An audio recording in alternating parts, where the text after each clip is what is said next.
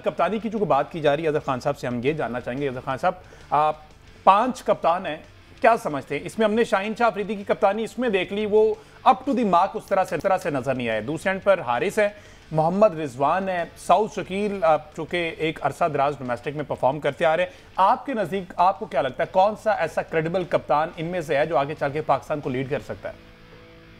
अच्छा, मुझे एकदम एक चीज आपके ने जो क्वेश्चन किए ना, एक दिन में मेरी चीज आई है जी कि आपका एक तो मेंटोर है, आप एक का हेड कोच है और एक कैप्टन है। अच्छा, मुझे ये बताएं कि जो गेम प्लान है वो हेड कोच बनाता है और वो गेम प्लान बना के हेड कोच को देता है और हेड कोच आगे जो है कप्तान को देता है।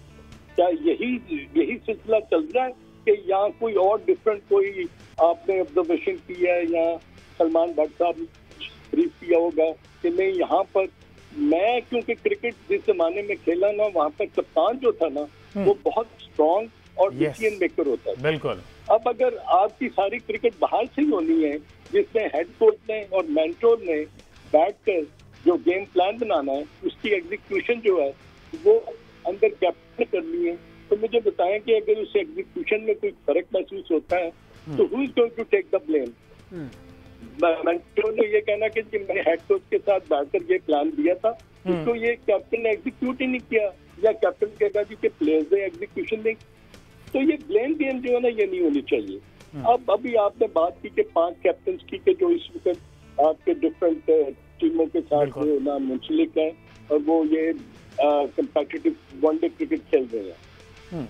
मेरे ख्याल में जो मैंने अभी तक देखा है और जो मेरे ज़हन में चीज आती है कि Mohammad Rizwan has been the only one who you could point out या चेक इट आउट कि हाँ ये आपके ना, अब आई डोंट नो कि वनडे क्रिकेट को आप इस सिनारियो को लेंगे, टेस्ट मैच के सिनारियो को लेंगे, शान मसूद की परफॉर्मेंस को लेंगे।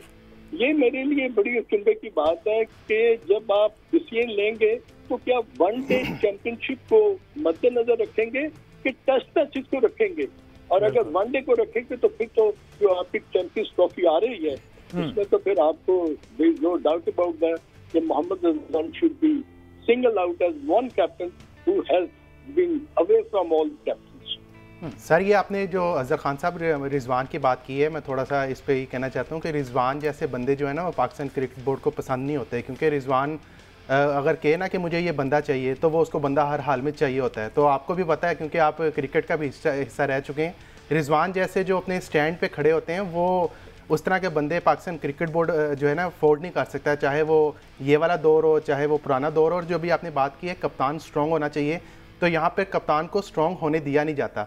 जब बाबर आजम फुल पावर के साथ 2023 में T20 वर्ल्ड कप में कप्तान थे तो उनको ड्यूरिंग वर्ल्ड कप जो है पैगाम पहुंचाया जाता है इंडिया में कि भाई ज़रा वापस आएँ, तो वापस आके ज़रा जवाब तलबी दें। तो ये कप्तान का स्ट्रॉन्ग होना इज समथिंग एल्स, लेकिन उसके पीछे जो महरक़ात होते हैं उसको बड़ा ज़रूरी होता है देखना। और स्पेशली ये जो 5 हमारे जो इसमें चैम्पियंस कप में कप्तान है, आप इसमें से देख लें कि कौन सा कप्तान आपका बैकअप है। शाहीन शाह अफरीदी आपका पहले ही कप्तानी कर रहा है, पाकिस्तान टीम की कप्तानी कर चुका है। बाबर आजम आपका कप्तान है, शान मसूद जो है वाइस कैप्टन अपनी टीम के बने हुए हैं। सिर्फ एक मोहम्मद हारिस हैं जो नए वेले कप्तान बने हैं, इसके अलावा तो सारे कप्तान हैं। तो वो जो बैकअप वाला मामला था ना कि कप्तान हमें बैकअप में मिल जाएगा, मेरा ख्याल है इस टूर्नामेंट के बाद हमें कप्तान कुप्तान कोई नहीं मिलना। हाँ, हम ये दुआ कर सकते हैं, बल्कि दुआ करनी भी चाहिए कि हमें कोई बैट्समैन मिल जाए, हमें कोई बेंच स्ट्रेंथ मिल जाए कि बाद में हम 2 साल बाद या 3 साल बाद ये ना कहें कि हम अगर बाबर आजम को निकालते हैं तो हम उसके पीछे उसके बाद रखें क्या। तो हमें प्लेयर्स को मेरा ख्याल है जो ज़्यादा बैकअप करना चाहिए। कप्तानी वाला मामला अगर इनके बैकअप में होता तो मेरा ख्याल है ये किसी यंगस्टर को बनाते, ना कि वही चले हुए जो PSL में भी कप्तानी कर रहे हैं, जो पाकिस्तान टीम की भी कप्तानी कर चुके हैं, उनको कप्तानी देते हैं। तो आप समझते हैं अजहर खान साहब कि कोई नया चेहरा बीइंग कैप्टन ट्राई करना चाहिए था इस टूर्नामेंट में? नहीं, आप देखें ना, आपके सवाल में ना आपका जवाब भी जो है ना वो बिल्कुल बिना है।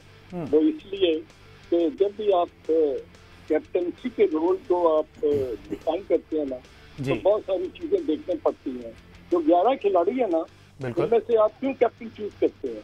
वो इसलिए करते हैं कि उसकी जो परसेप्शन होती है, उसकी जो थिंकिंग होती है, जो उसका गेम प्लान होता है ना, वो 10 जो आपके खिलाड़ी होते हैं उनसे बहुत बेहतर होता है।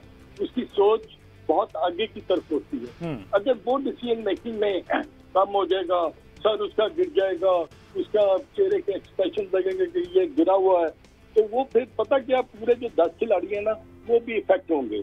तो अब देखना ये है कि पहले क्या कैप्टन जो है एज ए रोल मॉडल, अगर वो अपनी परफॉर्मेंस से वो अपने 10 प्लेयर्स को या जो ड्रेसिंग रूम में लड़के बैठे हैं उनको जब तक वो मोटिवेट नहीं करेगा, कन्विंस नहीं करेगा, और वो जो 10 खिलाड़ी है ना ग्राउंड में वो ये कहेंगे कि नहीं जी हमारा कप्तान जो है ये तो मुश्किल वक्त में भी ये इसने छाती चौड़ी करके आगे खड़ा हुआ है, is taking the pressure, is taking the Brunt, और वो परफॉर्म भी कर रहा है, हारे हुए मैचेस भी जिता रहा है। जब आपका कप्तान इस तरह का होगा ना तो ऑटोमेटिकली जो 10 खिलाड़ी है ना वो भी आपको ना सपोर्ट करना शुरू कर देंगे जान। अब मुझे बताएं, अभी मैं आपको एक मिसाल देता हूँ बांग्लादेश में के खिलाफ 26 for 6। आप मुझे बताएं कि वो कौन सा बॉलर होगा जो ये नहीं कहेगा मुझे बॉल दो, वो छीनेगा कप्तान से, मुझे दो, मैं अभी फारिग करता हूँ, अभी मैं 4 खिलाड़ी आउट करके तो अपनी टीम को ना कुछ 250-200 रन की मैं लीड लेके देता हूँ। मगर जब आपके बॉलर किसी ने टांग पकड़ ली, किसी ने घुटना पकड़ लिया, किसी ने कमर पकड़ ली, तो ये मैसेज क्या गया ड्रेसिंग रूम में, ऑपोजिशन को ये क्या मैसेज दिया, और ये तो सारे गिरते हैं, इनको तो पकड़ लो, ये तो नहीं उठ सकते। तो इसलिए कप्तान का परफॉर्मर होना, डिसीजन मेकिंग में उसकी जो बॉडी लैंग्वेज है, तगड़ा होना, fitness, skill, determination, never say die attitude, अगर ये चीजें उसके पास नहीं होंगी तो आई डोंट थिंक सो कि वो टीम को लड़ा सकता है। अच्छा खान साहब, छोटा सा आपसे सवाल पूछना चाहता हूँ। आप साबिक चीफ सिलेक्टर भी रहे हैं, पाकिस्तान क्रिकेट पे आपकी काफ़ी क्रिटिकल आई भी है। ये कप्तानी जो है, ये कप्तानी की कुर्सी सिर्फ 4-5 लोगों के इर्द गिर्द क्यों घूमती है? जो म्यूजिकल चेयर है ये बाबर, शहीन, रिजवान, शदाब और शान, ये इनके इर्द गिर्द क्यों घूमती है? हम दूसरी तरफ जब देखते हैं इंग्लैंड ने ऑस्ट्रेलिया के खिलाफ अपने स्क्वाड का ऐलान किया है, हैरी ब्रोक को कप्तान बना दिया है, हालांकि फिल सॉल्ट भी उसमें है, जॉस बटलर बेशक इंजर्ड है लेकिन हैरी ब्रोक को बना दिया। इतनी बड़ी सीरीज़ के लिए ऑस्ट्रेलिया के खिलाफ होम सीरीज खेल रहे हैं और वो तैयारी है चैंपियंस ट्रॉफी के लिए। इंडिया की तरफ देखते हैं वो हर सीरीज में कोई ना कोई नया कप्तान ले आते हैं, शुभमन गिल ले आते हैं, ऋषभ पंत ले आते हैं, सूर्या को ट्राई कर लेकिन हमारे यहाँ ये कप्तानी की म्यूजिकल चेयर 5-6 नामों के इर्द गिर्द बाहर क्यों नहीं जाती? ये आपके नजदीक क्या वजह है, क्यों इस तरह का मामला होते हैं? देखिए जो आपने अभी बात की है ना दूसरी टीमों की, और मैं आकिब आपने डेफिनेटली नेशनल क्रिकेट अकेडमी गए होंगे और आप वहाँ पर अगर आपने लाइब्रेरी अगर आप गए हो ना तो वहाँ आपको बुक्स का खजाना मिलेगा, और उस बुक्स के खजाने में ना आपको बैठकर अगर पढ़ने की जस्तजू है, अगर चाहत है, लगन है, तो आपको कम से कम 20-25 डिफरेंट कैप्टन जो है ना दुनिया के, उनकी ऑटोबायोग्राफीज आपको मिलेंगी। मेरा सिर्फ क्वेश्चन ये है कि क्या कभी किसी भी आपके मौजूदा कैप्टन ने या मौजूदा जो खिलाड़ी हैं इन्होंने जाके उस लाइब्रेरी को एक्सप्लोर किया, वहां पर उन्होंने बैठकर कभी ये देखा कि हम किसको पढ़े, माइक ब्रेले की ऑटोबायोग्राफी पढ़े, वो कैसा कैप्टन था, वो किस तरह अपनी टीम को लड़ाता था। हम कभी क्लाइव लॉयड की कप्तानी को देखें, कभी हम सचिन तेंदुलकर की कप्तानी को देखें, एज ए बैटर वो कितना परफॉर्म करता था, मगर हम इन चीजों में पढ़ते नहीं है। हम क्योंकि अगर कैप्टन बन गए हैं तो उसका मतलब है कि हमने अपने आप को आइसोलेशन में ले गए हैं और हमें अपने खिलाड़ियों की कोई एबिलिटी का, ठीक है, तो इंटेंसिटी का हमें पता ही नहीं है। तो ग्रूमिंग की बेहद ज़रूरत है। अजहर खान साहब, आप बड़ी फ्रूटफुल डिस्कशन रही, आपका बहुत शुक्रिया। और इसी तरह अजहर खान साहब ने भी जिस तरह से ये नुक्ता उठाया है, ये तमाम एक्स क्रिकेटर्स जो हैं वो यही बात कर रहे हैं कि ये जो पिरामिड बनाया ये ही ठीक नहीं है।